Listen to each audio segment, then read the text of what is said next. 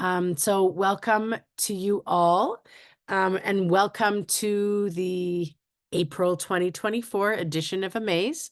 Ask Me Anything About Social Enterprise. This is your opportunity to ask those burning social entrepreneurship questions that you have. My name is Leah Bordelin, and I work at the Trico Foundation Social Entrepreneurship Center at the Haskayne School of Business. And today I am happy to be your host.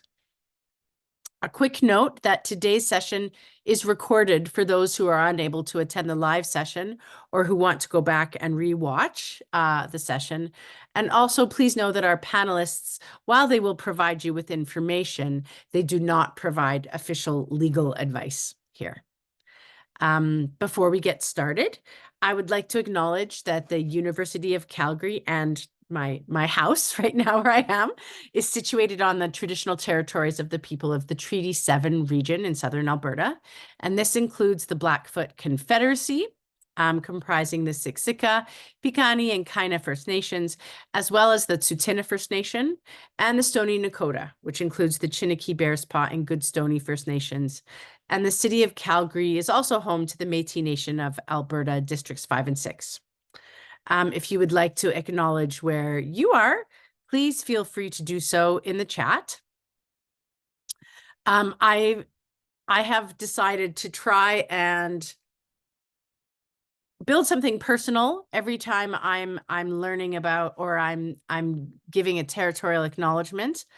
And so one of the things that I really want to start doing, I've started reading but don't have a ton to share with you on this today, but is to really understand or start looking and seeing the social enterprise space in Indigenous communities, perhaps, as part of the learning that we can do. So something I really want to do as I'm giving these acknowledgements is start to learn more and understand more and educate myself on sort of all things Indigenous. It's always really been a passion of mine. And something that I learned about, I didn't know it existed. This is not about social enterprises. I will start with that very shortly in the future, but here, oh, there it is. So perhaps you've heard of this, perhaps you haven't, but there is a network called APTN. And it has all kinds of amazing Indigenous programming. They have a news station that's looking at news from Indigenous perspectives, and they've got some free and some paid shows. It was brought to my attention at an event that we had about a month ago, and it looks very cool. So I want to share that with you today. I can see that we've got more and more people coming, which is wonderful. Just a reminder that today, AMAASE is it's an opportunity for you, the members of this ecosystem, to access and ask questions of a panel of capacity builders. This is held on the second Wednesday of every month from 3:30 to 5. And these sessions are designed with you being the driver of the discussion. This means that we didn't come prepared with anything. We have read the questions that have been sent to us ahead of time. But really, this is your time and your questions that we're here for. So before we get started, I would like to introduce our panelists today.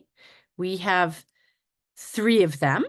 So first, I'd like to welcome Jane Bisbee, who's the Executive Director of the Social Enterprise Fund. Thank you for joining us today. We have Dan Overall, who's the Executive Director of the Trico Charitable Foundation.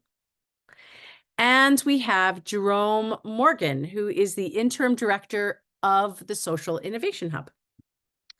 So welcome to you all today.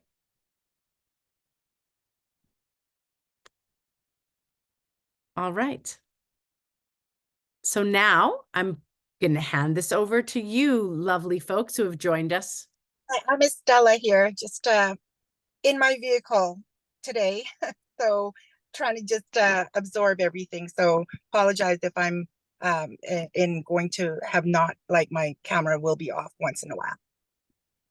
All good. Estella, I figured you're the only Estella I knew, so I figured it must be you joining us today. I'm glad to see you here. Thanks, Leah. I figured I'll jump in right now. I'm really just curious. I attended the very one of the very first sessions, and that was about a year or so ago. And it's been a while, and I just wanted to kind of see how this group has progressed, and just curious to learn a little bit more on what you offer and how we can collaborate. I know that's a big general question, but maybe if I can just ask to get more information on that, that would be great. And Estella, do you want to give them a little bit of context too, as to, the work that you're doing? For sure. So yeah, so Estella Dalion Pinlack, I'm the CEO of Make a Difference Through Inclusion. We are a social enterprise company where we focus on more on along the lines of accessibility and disability, creating community and a world where everything communication specifically is accessible for those with deaf and hard of hearing, vision, neurodivergent type of challenges. And our work really primarily focuses on digital transformation technology, as well as in the space of helping to employ youth with disability. So it's like a combination effort here, where we try to solve the world's problems and provide the opportunities for those that are most vulnerable and do not have often the opportunity to work. So that's us in a nutshell. All right, Jane, I thought I saw before that you had unmuted. Did you have something you wanted to share? Well, Estelle has asked if we're a group and what we're doing. We're kind of not a group, right? We're individuals who work in the panel members who agree to come once a month to do this, work in various parts of the social finance and social entrepreneur ecosystem in the province. And I mean, my understanding is that this is a chance for us online to answer questions of people who are trying to be social entrepreneurs, questions that they might, or exploring being social entrepreneurs. I don't think it's fair to say we're a group offering anything beyond that, this conversation. So we open up the doors and say to people, we're here once a month, this time. Show up if you have actual questions that you might go and ask us individually, but instead of having to make an appointment with Trico and UC, DANSAF, and whoever else, we try to do it here together. So that's, I don't know, is that fair description from the other people? Yeah, I think you hit the nail on the head, Jane. And it's interesting, Estella. I think the audience just kind of comes and goes. Like we don't seem, I mean, we have some regulars for a couple of meetings, but it seems for the most part so far, they have their issues addressed and then they kind of go on their merry way. So I don't know that we've had that many regular attendees. Maybe Leah or Jane or Jerome, if you've noticed that there's like a kind of a regular cohort we have for these, but I haven't noticed it. Yeah, definitely. The one thing I would just say is if you're looking to be part of a bigger community, I know there's a number of events and that we'll possibly share at the end and stuff like that. But our individual organizations are open for a conversation if you're interested in kind of learning more in depth around what we're doing.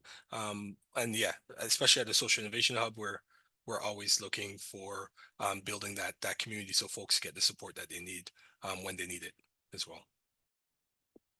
Yeah, and I would say, and if you think this statement isn't fair, let me know. But I would say that it's people coming with sort of looking for just in time kind of support. So they've got a question, they've got something they want to, this sort of something that they're wanting to learn about right now, that they come. Collaboration can happen. If you're looking for folks to collaborate with, you're looking to find like spaces where there are other things going on, that can also be something that is shared here as well. And actually, I think just in time is a very good way to put it. So I'd say there's that, but there's also the last gasp. So if you have no idea where else to go, you know that, once a month there's this spot and you can have the question and we can hopefully plug you into either address your issue or plug you into someone else who knows the issue, right? So it's a just in time plus a safety net, which is probably a better way to describe it. Or we can just cry along.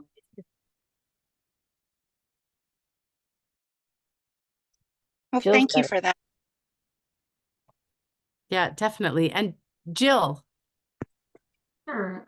Some of the work that I do is much more on the nonprofit space, but there's some interest in the potential of building like a part or an arm of the organization that has a for-profit or social enterprise kind of bend to it.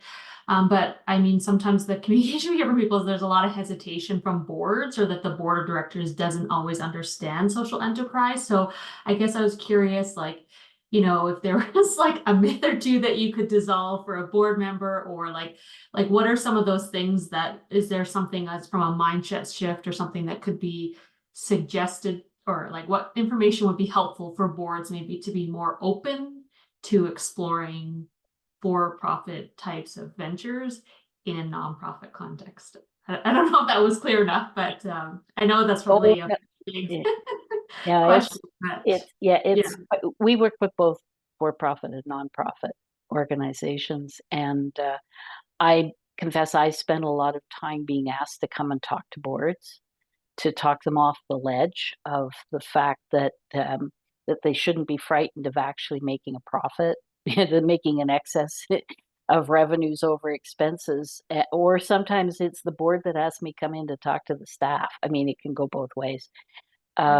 Yeah, there's a huge education piece that I personally think needs to happen around how do people understand what social entrepreneurship is about, but also what corporate structure actually means, and finally, what's actually part of the economy. That this great divide shouldn't be there. That there really is. There needs to be a better understanding that not-for-profits are part of the economy and have revenue coming in and expenses going out the same way that any small business does, and or should at least, and that's the useful. To me, that's what's really special about social entrepreneurship, is that it's actually spreading the corporate responsibility and community to the for-profit world, as like that you actually have a responsibility to more than your shareholders, but on the other side also to help nonprofits understand that that they better make a profit. And I do find it intriguing, and I've said this in this room before, that nonprofit board members walk into the board and their brains fall out. It's really interesting that they sometimes accept things that they wouldn't accept in their own business as perfectly normal, and that's not wildly helpful. So it's a huge question that that you've put your finger on, that I think is systemic to how we, what we need to address ultimately to get this to work. Anyway. Having brought Jane to many, many sessions over the years to explain just what she just said to boards. Yes. So yeah, there's a lot of work. I just wanted to, the lady that was here, I have to find her again, Estella. I wasn't sure if your organization are you a social entrepreneur, or are you a social, like a nonprofit that has a social enterprise attached? We are for profit, and you are? Okay, I wasn't sure. Profit, and build our structure for profit with the understanding that our mission and purpose, and as well as our growth strategy, is towards a social cause. Okay. And yeah, so and we're kind of in the opposites. I've lived in the world of corporate for so long and I've also supported nonprofit. Now, being in this space where I'm actually doing both has been quite challenging, I'll be quite honest. And it is that feeling of, I'm doing good, I'm feeling guilty for thinking the way I normally think of, lowering costs, increasing revenue, that kind of scenario, and grow the business because you need the money to pay. So I, in that just in the moment type of question that I have would be, I have been thinking in the last 2 weeks, is it better for me to actually separate my business where I do have a nonprofit and for profit, or continue afloat? Because when I am looking for, call it grants, because the programs that we do are building fits into the world of grant, but yet grants require either you're a for-profit or a non-profit, right, organization. It's a very gray area, and it's very challenging for me to fulfill both sides, and it's been challenging. I'll just say that. So that would be my question: is it better for me to, I try to go through this path, but I'm finding it challenging to maintain it, quite honestly.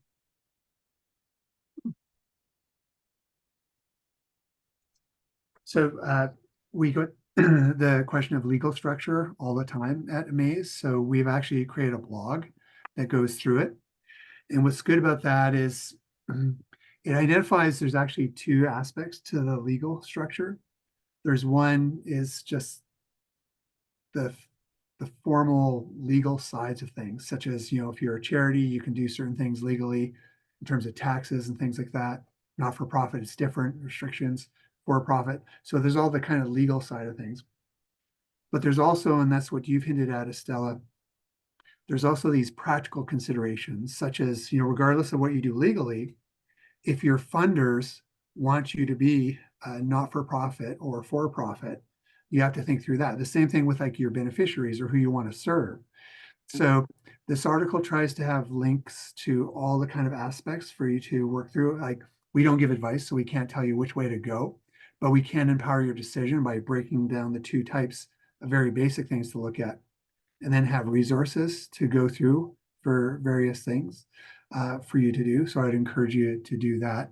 And just before I kind of open up the question of legal structure to the two J's on my panel, I want to get back to the board question because it's a really, really powerful one. To me, I think there's three aspects.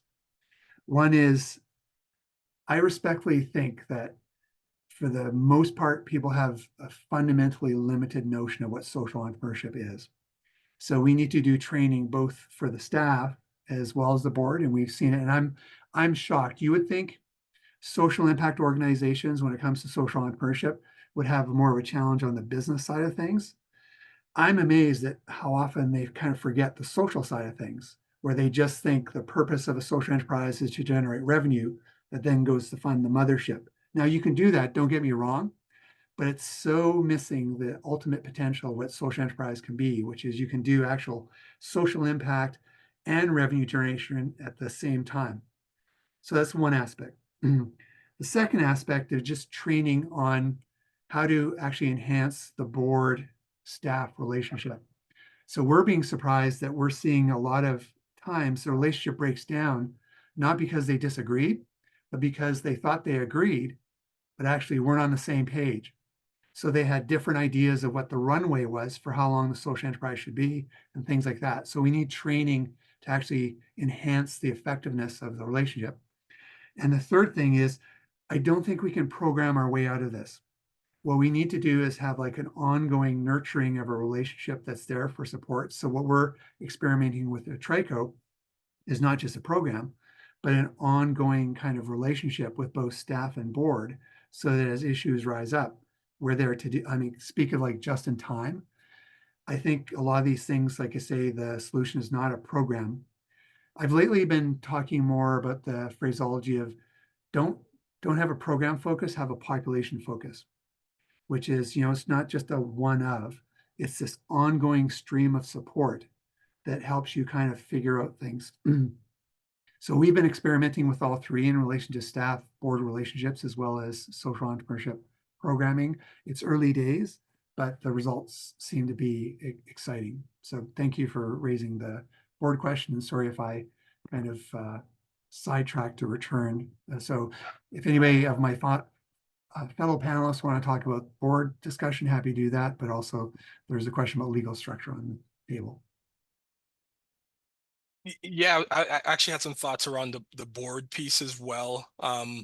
Definitely been kind of called to kind of support a lot of board and staff around the social enterprise and which way to go and how to do it.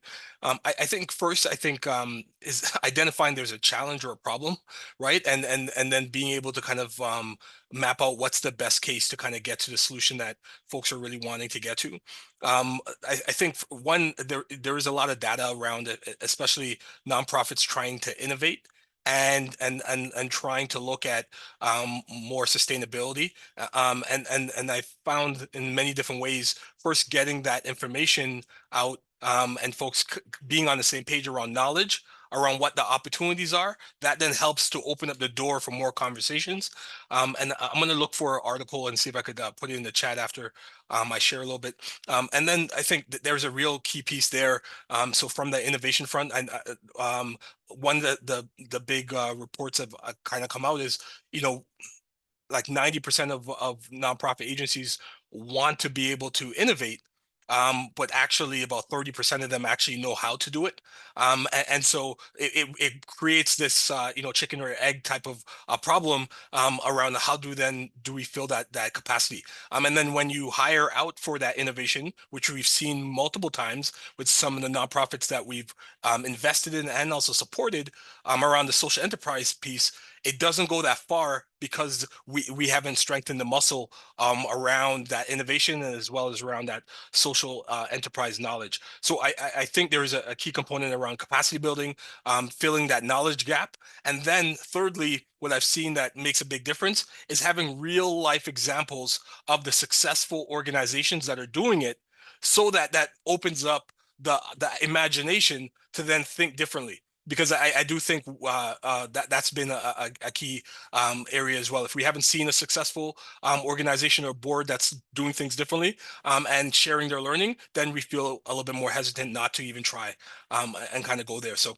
those are some key things that I think, that research piece, filling that knowledge gap on both sides of the board and the staff, and then also then investing in some capacity building to help you kind of get there to hit your targets and goals. And then thirdly, now providing real examples of organizations in your field and sectors that are actually fostering it in a significant and positive way. But I'll find that article and share it, and I'll pass it to Jane. Yeah, just to echo some of the things both Dan and Jerome said, we're in a situation where this isn't going to be a one and done, right? It's an entire system that we're trying to change. We're trying to change thinking around a whole way that the world has been structured for many years, and so this is going to be a long haul. And the words social enterprise and social entrepreneurship keep changing and evolving.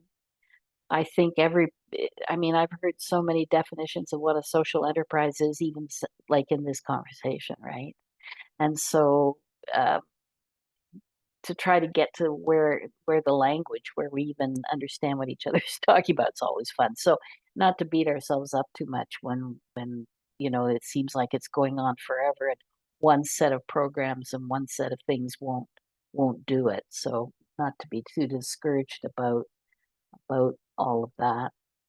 I have one client that's had a loan with us for a decade now. It's been a long-term growth project, and I often use them as an example of some of the smarter social entrepreneurs in the province. And I had to go and talk to their board because the staff and a couple of the long-term board members came to me and said, the new guys don't get what we're doing.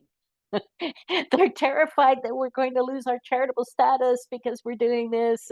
And so we had to kind of go and talk some people off the ledge. So it's an ongoing education program and bringing more people in the room to show them the possibility of the approach. So. Just building on Jerome's fantastic point about the power of examples. So Trico Foundation has now created this series called Social Enterprise Mysteries.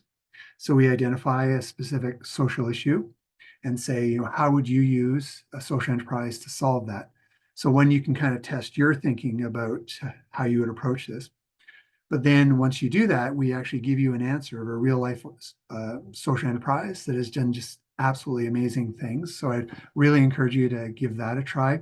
The story is one of my favorites and really to me shows you just how powerful the idea of social entrepreneurship can be and how we can actually push the envelope of leading to scale and transformative change. So Ida will drop the first ever social enterprise mystery blog that we did, and I encourage you to check it out. It's truly a fantastic story of a real world success example.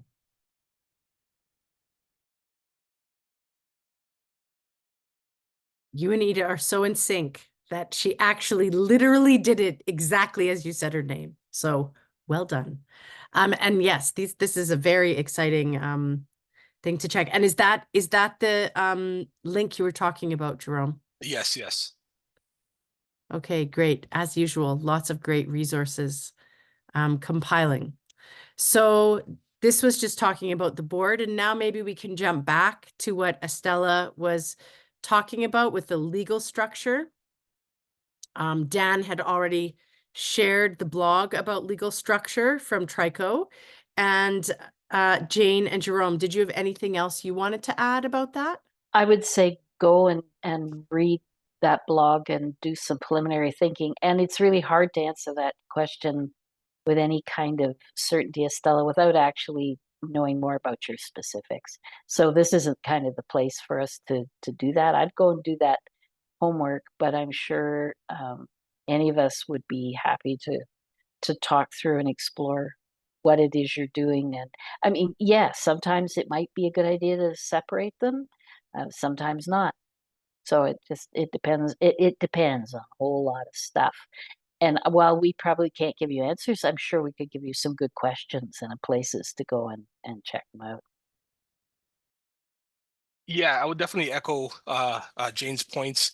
As a person that's kind of founded a couple nonprofits as well as a couple for-profit companies, I think for me, what helped me differentiate the key areas was who my beneficiaries are, that are primary and secondary, and how clear was that problem, and then was there opportunities to get the funding or support in an easy or effective fashion that can give me some runway to support those beneficiaries, and whenever that was like it's a clear no, or no, I'm actually solving a real problem for the marketplace, and we have social impact, but it might be tertiary or secondary to the folks that we're actually trying to solve. And then we looked at actually having a more for-profit social enterprise because we're actually creating value. We saw that there were competitors in the market, and we were looking at solving a problem that was already out there,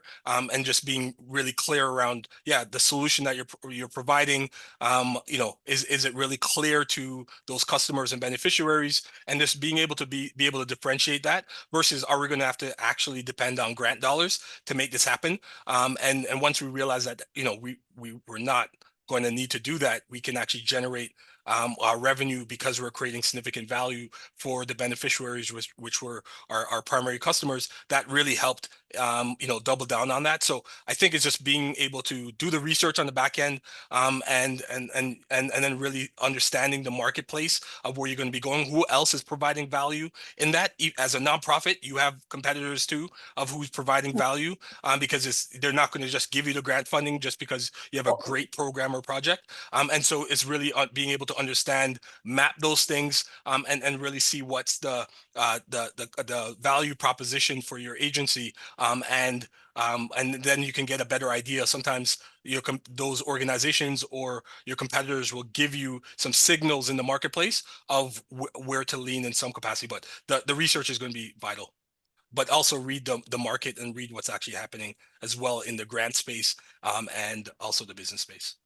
I'm going to follow up on that with a couple of small points. Absolutely right. You need to figure out all of those things that Jerome was saying. But I am going to point out that for-profit companies go after just as many grants as not-for-profits. So let's not pretend that it's one or the other. And let's get realistic about what grant funding is. It's either it's a revenue stream, the same way as anything else is. And so you have to be really realistic about what the nature of the revenue streams are that you have.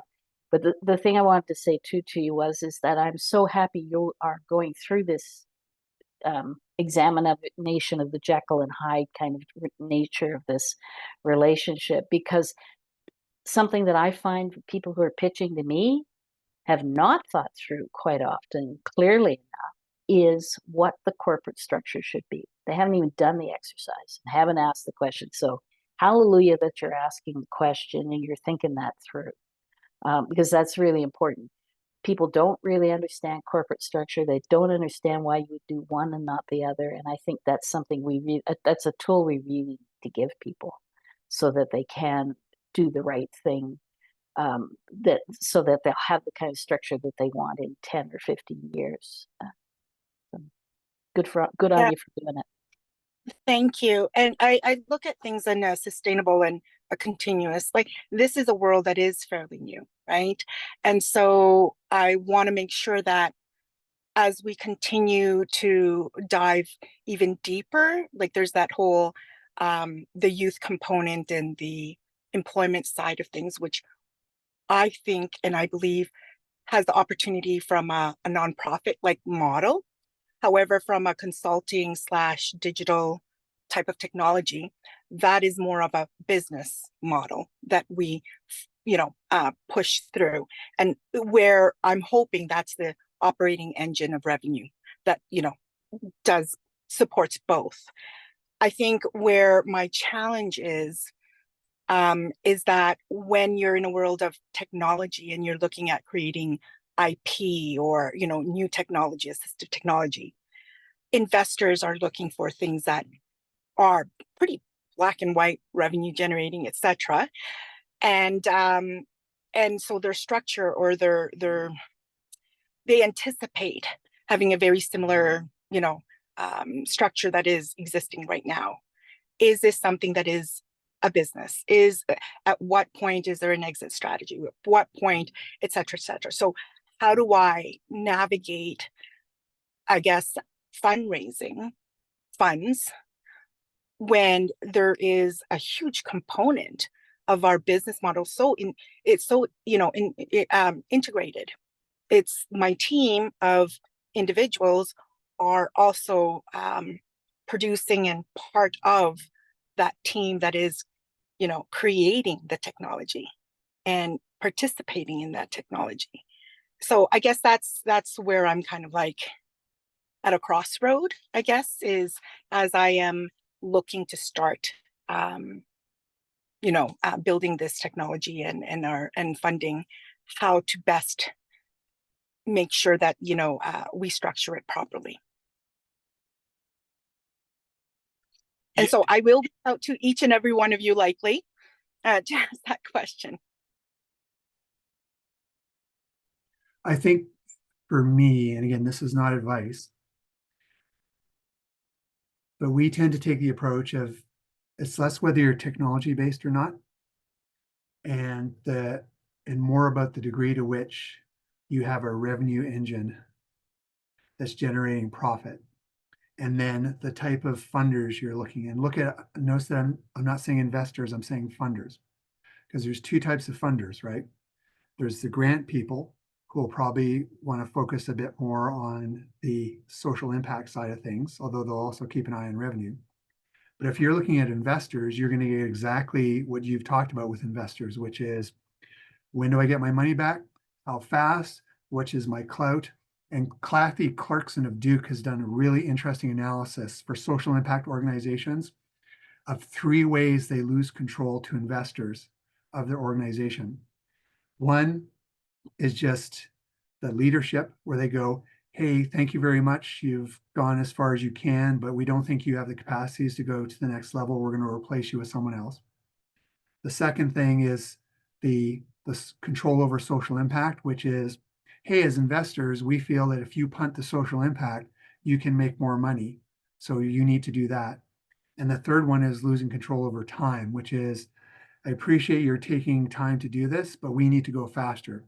Because the way most investors work is it's the 80-20 rule, which is only 20 are really successful and they need to pay for everybody else, which means we need big returns and we need them fast with investors. So be really careful of, who you want to actually have that relationship with. And are you on the same page in terms of what you're actually wanting out of this relationship, whether it's developing your venture or you actually have someone who's trying to get their money out as quickly, as fastly, and as big as possible. Great points by Dan on that. We just had a founder that started that was here for a breakfast club that talked about that specific challenge around funding versus fundraising and getting investment. I think the key thing is validation is always going to be important. So going back to the point that Dana highlighted is like, are you generating revenue from this product line or service line, and have you validated in the market to be able to kind of get some runway around it, where you can potentially get more support in there. So I think that validation piece is really important, and your kind of go-to-market strategy. The next piece I think is, not all money is good money, especially in the VC space or in the space of getting investment.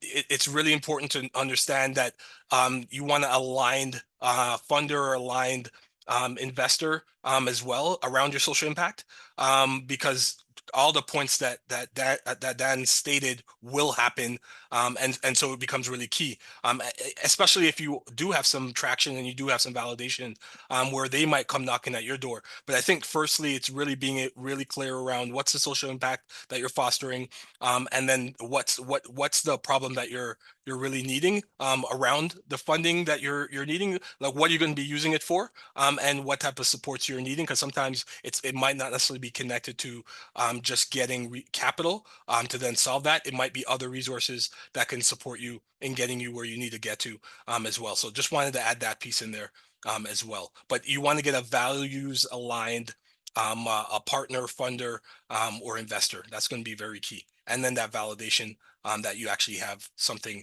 that you're building in that area as well. So your just-in-time food for thought has confirmed that this is a very complicated decision to make, basically. But sorry you to have add people. one more thing. Sorry, Leah. Oh, sure. Go ahead. Very quickly. If you're looking at investors, what they actually say to you is obviously important. But the best way to get a feel for what investors really do, whether they walk the talk, is talk to people they've funded. So as you're going along that relationship and you think of somebody that you may try for either a funder or investor, see if you can look through their website or reports or something like that of who they funded, and then speak to those fundees and see how they feel about that relationship. That will tell you all you need to know about how genuine this funder is, because it's easy during the honeymoon period to talk the sweet talk, right? You want to see someone who's actually living what they're going to tell you.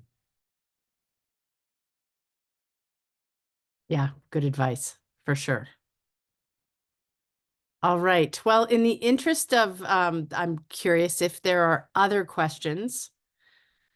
Estella's topic is so interesting. There's lots to talk about there. And hopefully this has at least spurred some of those thoughts for you and you can continue the conversation, Estella.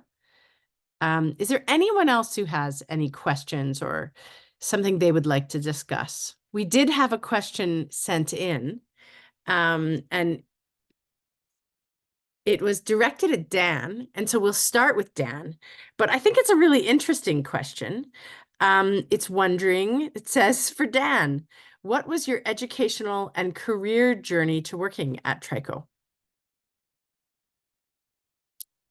Well, so this is awkward because what we know for a fact is the people here didn't have that question. So having them listen to a little mini bio. But you know what? I think, you know, when you're on this, it's interesting. We don't have to go like into, you know, and then in 2018, I did this sort of thing, but just the I have to the book pathway. of my life. No, I can do that. I think the pathway, you know, I think my interest in this and having you discuss it is, my guess is that all three of you, your pathways are different. Sure. So I start off being a child of the TV generation. I was inspired by a TV program to want to be a lawyer. So make career decisions based on TV. It's a key lesson. So to get into law, you had to do like arts study at the time. So I majored in philosophy just to kind of perfect my craft in arguing, and minored in political science, then did law. I was doing that for a while. And I had a friend who is a graduate with me who was working at the Manitoba Chamber at the time and said, you know, you would love this. Come do this. So he actually dragged me kicking and screaming. And when I did it, I absolutely loved it to the point where I actually quit law.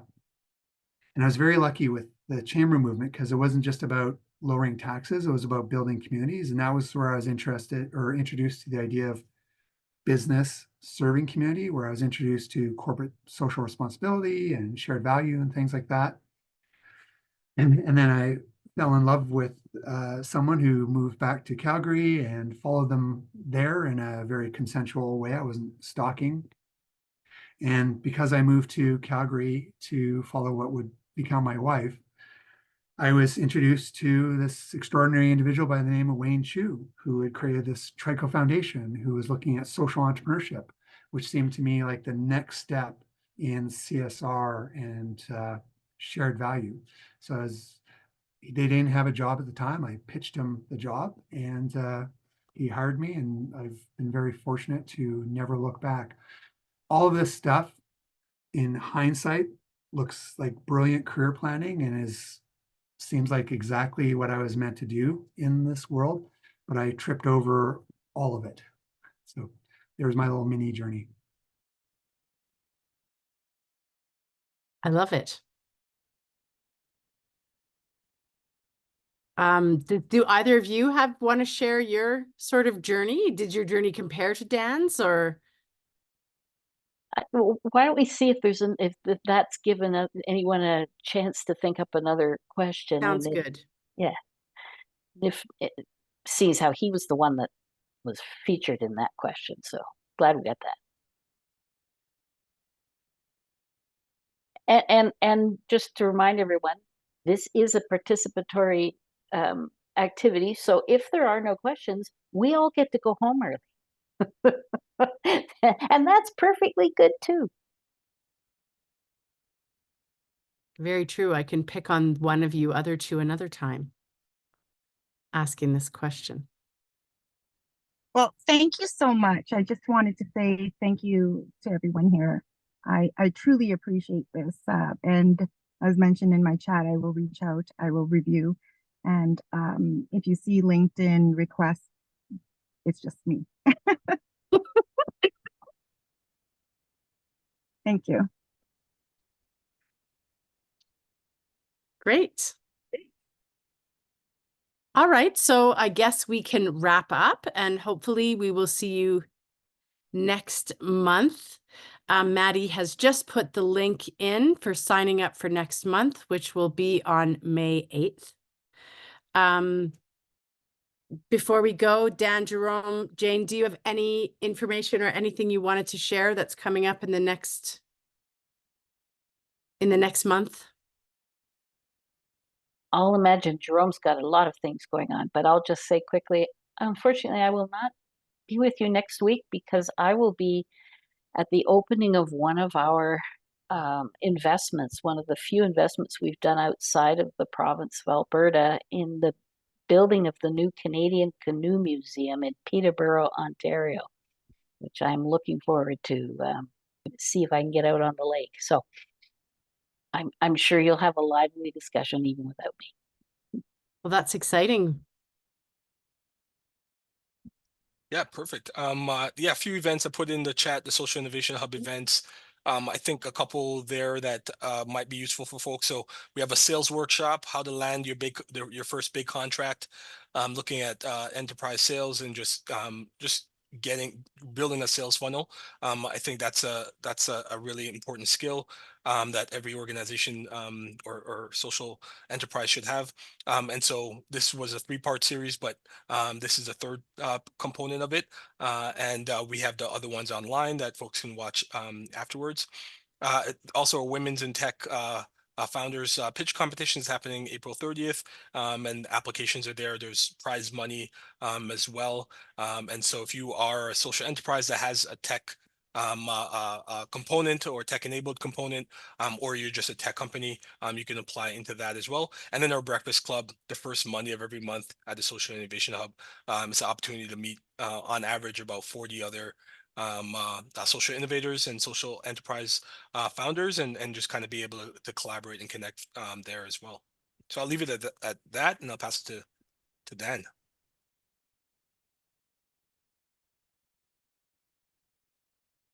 Great. And it looks like the deadline for applying for that is April 15th. For the women founders in tech pitch Yeah, competition. for the women. Yes. Yeah. Yes.